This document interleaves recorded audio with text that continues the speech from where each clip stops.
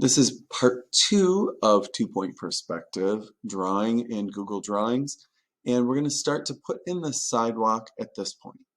So we start from the vanishing point and draw a line below the building, start at the other vanishing point and draw another line below the building, and then we want to draw an orthogonal line.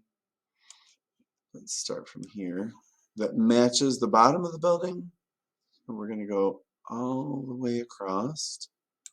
And then we're going to start with an orthogonal line from that vanishing point that starts at the bottom of the building and bring it all the way out.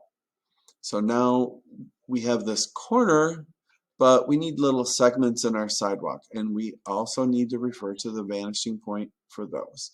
So we're going to go from the vanishing point over to the right to get the right half of the sidewalk, and from the vanishing point on the right to the left side for the left side of the sidewalk. Now we've got all kinds of crazy lines going all over this thing, and there's a way to shorten these up. Oh, I just moved that.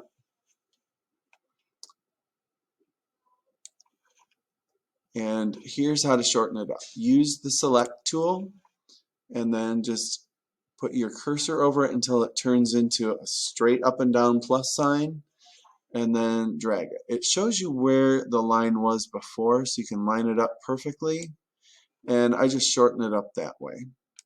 So it highlights it, your cursor turns to just a plain old plus, and see, if you move it around, it'll show you where it used to be, and that's very helpful to put it back where you want it. So I'm going to shorten these up just so they're not messing up the aesthetic of the whole thing.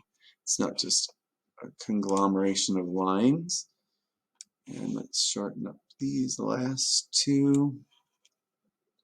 And then we'll start putting in the shapes or the color by using the polyline tool. You know, on Google Drawings, it only lets you fill in an area that's a shape with color. So using the polyline tool, let's just start at the end of the building, and you can make your display bigger. You should be able to by doing Control plus, and that made it smaller. So I'm going to do Control minus, but it should be Control plus on yours. I think it's doing the opposite because I'm recording it. And just carefully take your time, fill in. We're following the outline of these trapezoid shapes, and then we fill it in. We use the flood. Let me make this a little bit bigger. We're using the flood tool. I used a gradient, and then I customized it. So I'm going to go to Gradient, Custom. I changed the angle so it was 180, so it went from side to side. And you can customize it further if you want to, but I like to just leave it the way it is. That looks pretty good.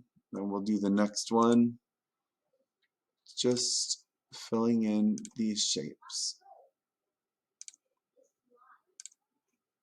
And then we'll go to the right side, and I'll probably change the gradient a little bit, just because on the other side of the building it shouldn't look exactly the same. So let me get these filled in here first. You can also choose to make your line width a little bit wider so that the shape is more outlined if you wish. And you do that right here. Right here, you can change it to 4-point or an 8-point line, so it gives you a perfect outline. I don't necessarily want it to look like that, so I'm just going to leave it the 1 point. And this is the second episode. Come back for the third episode where I show you how to put in the sign. So continue to fill in each one of your trapezoid shapes with a gradient, and you can fill in the sidewalk shapes the same way, and I'll show you how to put in the sign in step 3.